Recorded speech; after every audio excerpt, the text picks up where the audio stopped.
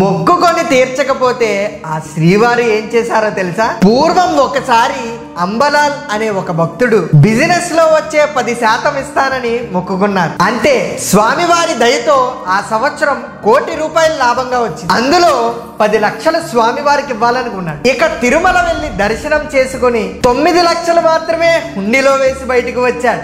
బయటికి వచ్చి చూసుకోగానే చేతికి ఉన్న వజ్రాల ఉంగరం కనిపించలేదు.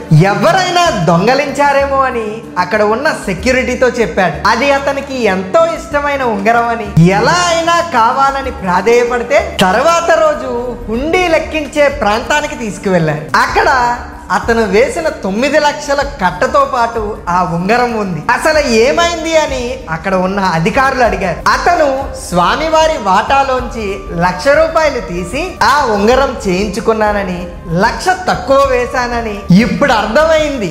ఆయన వాటా ఆయనే తీసుకున్నారని అని చెప్పాడు. ఇంకెప్పుడు నీతో పరాచకాలు ఆడను స్వామి అని దండం పెట్టి వెళ్ళాడు. అది ఆ కలియుగ దైవం ఏడుకొండలవాడి పవర్. కింద ఉన్నవాడిని పైకి తీసుకురాగలడు, పైకి వచ్చాక పెరిగిన అహంకారాన్ని తొలగించగలడు. ఓం నమో వెంకటేశాయ. జై శ్రీరామ్.